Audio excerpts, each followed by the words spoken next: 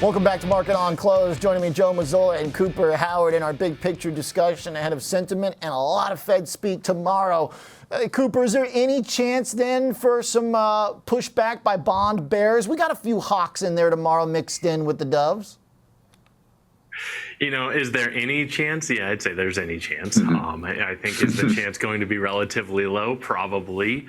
I think what we've heard from the Fed and what I would expect the Fed to continue to say tomorrow is patience. So they want to be patient about not cutting interest rates too quickly and reignite inflation. I think if you've been kind of listening to this segment and watching it over the time, that's something that we've continued to come back to. We think that this Fed is going to be patient. So I would be surprised if they kind of gravitate from that. But is there a chance? Sure, there's always a chance for something surprising to happen, Oliver.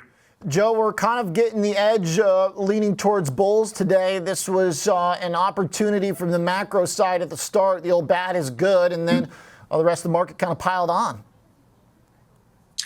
I mean, look, the S&P 500 is less than 2% below its record level, and we've been trading within a relatively narrow range the last couple of days, I think, in preparation for the inflation data we're going to get next week.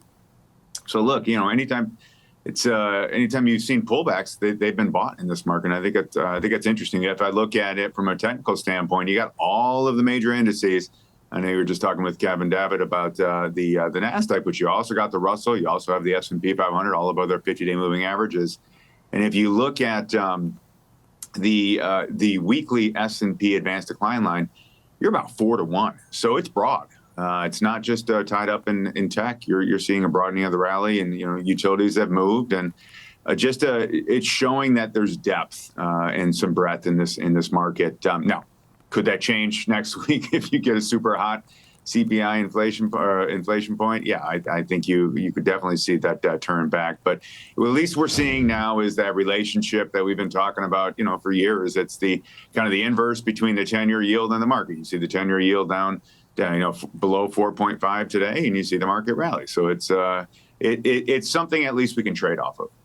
While the utility move is pretty intense, to follow up on that real quick, Alex Coffey sent me a good chart earlier. The relative strength of utilities versus tech is like turning in favor of utilities in a way we've really only seen a few times, which was basically the beginning of 2022 bear market. Same thing kind of happened in 2000. I mean, how much do you read into this, Joe? It's really unique to see this group, which is generally considered safety, outperforming like this.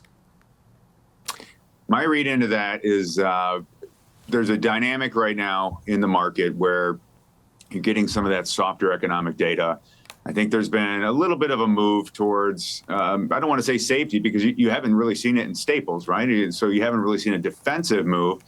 But I think they're picking their spots. I mean, look, as yields come in, the dividends on utilities look better, relative to the 10-year Treasury yields. And to a certain extent, I mean, there's a little bit of AI tied into this, believe it or not. I'm going to try to pull that together, Oliver. But, what do these companies need? They need a lot more energy and a lot more power. And there are some utilities that are kind of, filling that need for these companies. Yeah, very interesting, that point, too, that might be, tech connected in a way as the two kind of blend together in this case.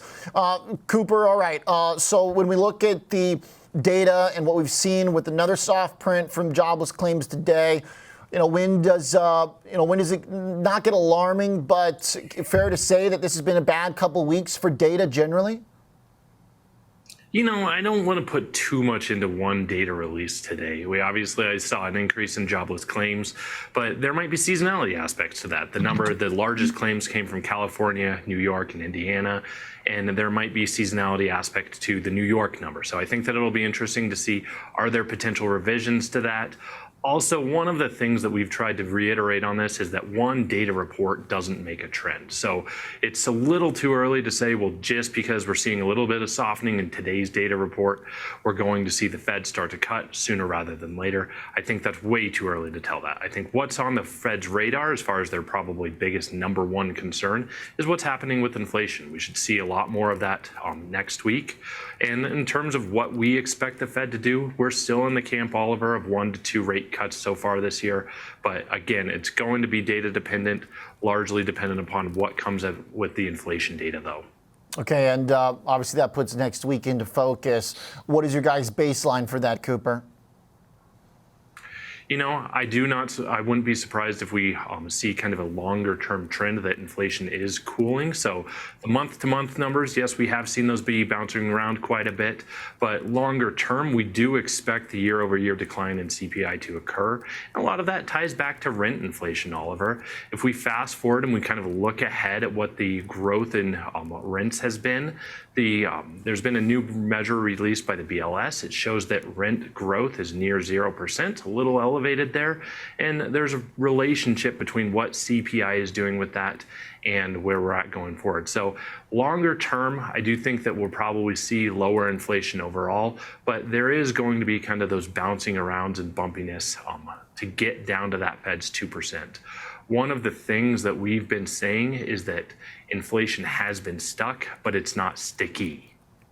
Yeah, I like that point. Stuck. We hope it's not sticky. All right. Thank you, gentlemen. Joe Mazzola, Cooper Howard. Good conversation here. Set us up for tomorrow.